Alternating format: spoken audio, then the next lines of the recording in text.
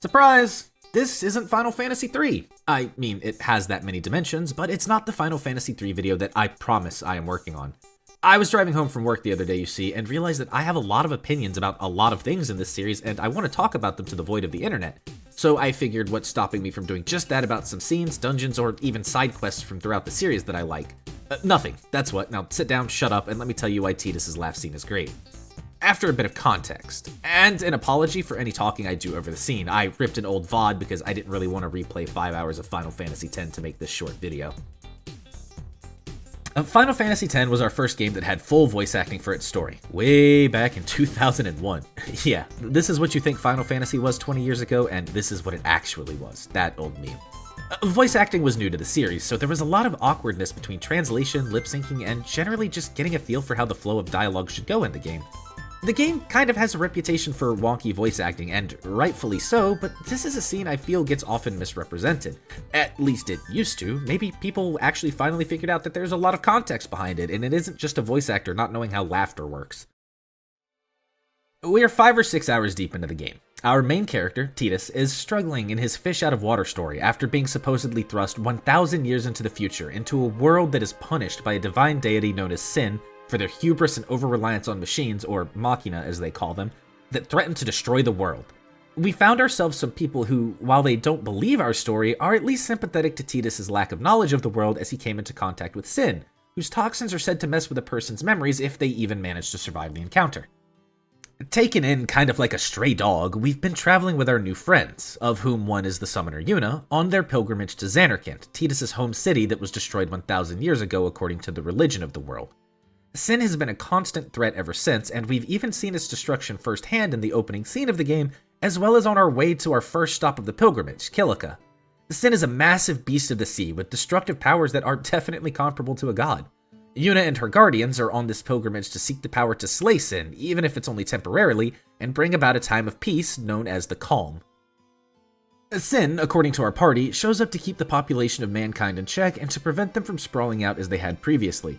As I just mentioned, we got to witness this firsthand on the way to Kilika when Sin tried to capsize our ship and take everyone on board under, before making for the humble port town and laying complete waste to it. We had arrived to a slew of dead bodies and spent much of the night and next day assisting where we could to help rebuild a bit after the attack. Sin is an absolute force of nature, and it's shown very clearly. Humans are powerless against it. Our second layover after Kilika is here in the port city of Luca, where a major blitzball tournament is being held. Blitzball is this weird kind of underwater handball that's the only real connecting factor between Tidus' home of Zanarkand and the world of Spira he's found himself in. The idea was, since Tidus is such a blitz whiz kid, it was likely he'd find someone in Luca who knows him while he's helping the Besaid Aurochs, the team of the village he washed up in, win the cup for the first time in, ever. It's been a long day in Luca. The first round of the tournament saw Yuna kidnapped by the opposing team and part of our crew rescuing her while the other part focuses on the tournament. We ended up hopping out to a departing ship and destroying a giant war machina of the Outbed, who are outcasts of this world who don't abide by Yevon's ban on machina. Yevon is the church I mentioned earlier who promote the practice of summoning, absolution from machines by absolute ban of them, and some real shady stuff we find out later in the game. They hold this blitz tournament to help get people's mind off of Sin for just a little bit once a year, and luckily for us, Luca seems to be free of rampant Sin attacks despite its large populace and use of machina for the blitz games. Either way, we free Yuna from the ship and make it back to shore in time for the second game. We get a chance to go up against the Luca goers, who've been taunting us since Kilika, and after fighting with the controls of Blitzball for 10 minutes, we take them down and earn ourselves the cup. This is where things get really hairy though, as a bunch of fiends assault the Blitz arena. Tidus and the main man Wakka fight out of the sphere pool and meet up with Auron, who is possibly the coolest Final Fantasy character to date. Tidus actually knows Auron personally, so it looks like our adopted family was right. Sick.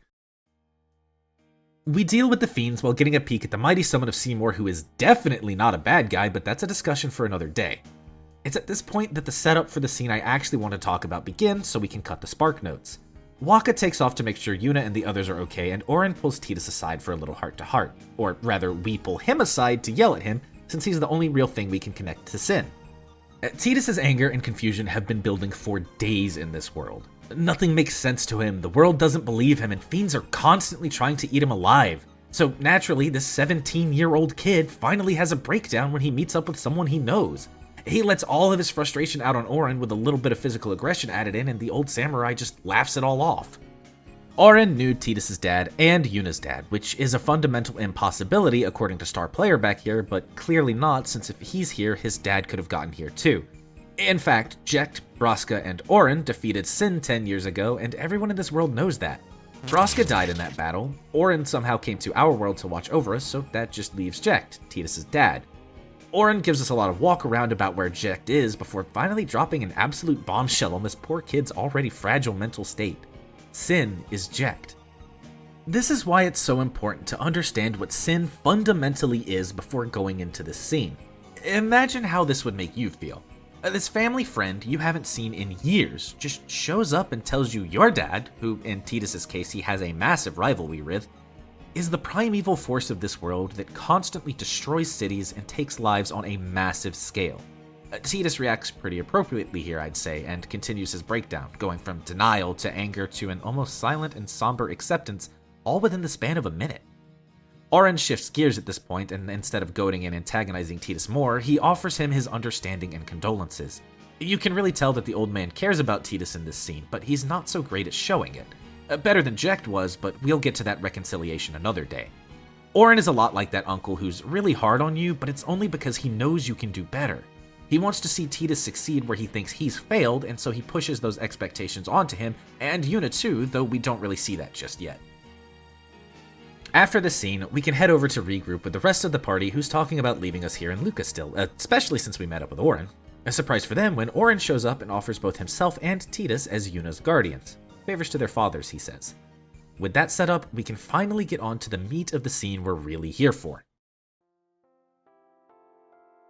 Yuna shows off her whistling skills. She must have been practicing like crazy since Tidus only showed her a few hours ago, and she spent part of that time fighting off captors. In all of her social awareness, she notices that Tidus is feeling down and asks him if he wants to scream. Both of the things she's just done allude to advice and support Tidus has given to her since he has arrived in Spira. You see, Tidus usually has a pretty happy-go-lucky personality most of the time. Competitive, active, outgoing, and supportive when he isn't being a bit of a selfish brat.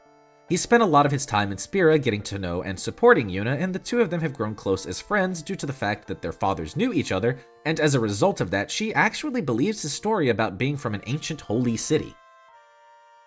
I'm not overly fond of Yuna a lot of the time, but this moment is one of the best in the series. She knows it's her turn to cheer up her friend and offers some new advice of her own. She's a summoner, you see. The only hope Spira has of seeing even a limited time without the destruction and devastation of Sin lording over them, and her guardians are part of that hope as they protect her on her pilgrimage.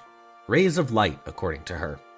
It's a recurring theme in this game that Yuna refuses to feel sad or acknowledge her own misery, as the people of the world feel happy and hopeful when they see summoners smiling. She tells Tidus that even though she may be sad, she's practiced forcing a smile over the years so that the people around her won't worry as much. And not the most effective thing to actually deal with your emotions, but the result here helps lighten the tension when Tidus attempts a smile and finds himself laughing at the absurdity of the situation. The two share a short giggle before she tells him to now laugh out loud. Tidus has just been told that his father, Jecht, is the great primal evil known as Sin, a soulless, heartless beast that roams the world and consumes human life upon life as retribution for some great sin that nobody in this time committed. In fact, these people have probably been trying to atone for this sin for hundreds of years. What sane person could possibly laugh in this scenario? So, of course, Tidus shows off his steadily breaking will with this gem of a forced laugh.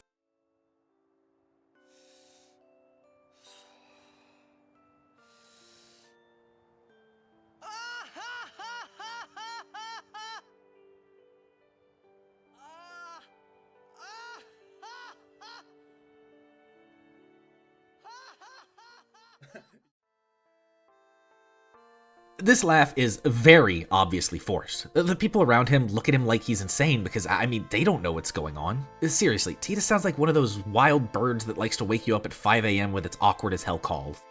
Yuna seems to realize her mistake and try to talk him down from laughing, but he keeps going strong. She then decides to join in with him for a round of insane laughing together, and the two break down into a genuine laugh with one another. And that's the scene. So, let's get one thing out of the way. Yeah, the laugh's bad. It's supposed to be bad. Tidus is forcing himself to laugh despite everything. He's shouldering not only the worries of if he can get home now, but also the passed on guilt that Jecht, his father, is the source of this world's misery. The kid is literally now carrying the weight of the world on his shoulders purely because of his father. There's no way in hell he could just manage a normal, happy laugh on the spot with nothing to prompt it. Yuna might not have offered great advice here. Bottling things up and pretending to be happy isn't really conducive to actually being happy, but she came forward with the only thing she really knew how to do. Not only that, she didn't give up on Tidus when he shut her out at first. She pressured him a bit to crack through the walls he had started to put up and to show him that she really wants to help him as he's been helping her. Yuna is a good friend to Tidus here. The only person he knows in this world can really only offer him more trauma and bad news. The people who share his interest in Blitzball refuse to put enough stock into him to trust that he is from where he says he is from, and the people he has no common ground with will often treat him with a level of sympathy you would give a dying man, or outright hostility in many cases. But not Yuna. She's had faith in him from the moment they first talked. The two are definitely beginning to have feelings for one another at this point in the game, but that doesn't get in the way of their friendship. The two of them are still able to show a level of care for one another that they can only find within one another. Each of them had a father so famous that they were the talk of the world, and each is expected to live up to that father's name with no real regard for what the individual might want to do. That's why this scene is so good, and that's why I won't sit here and let people misrepresent it anymore. Find you a friend who will support you like Tidus and Yuna support one another throughout this game. Or find you a friend like Wakka, but we'll talk about that lovable lug another day. Find friends who, when you're feeling down, will treat it with the seriousness it deserves, but will also try their best to cheer you up however they can. If they can summon giant dragons like Yuna can, that's just a bonus. Like I said, this is going to be a shorter video, but I plan to make some more of these on scenes like these and maybe even some dungeons and side quests going forward. It'll help me break up the monotony that comes with working on a single game for weeks on end, and it'll help me keep there from being a massive gap in my upload consistency. For now though, take care, and don't forget to laugh.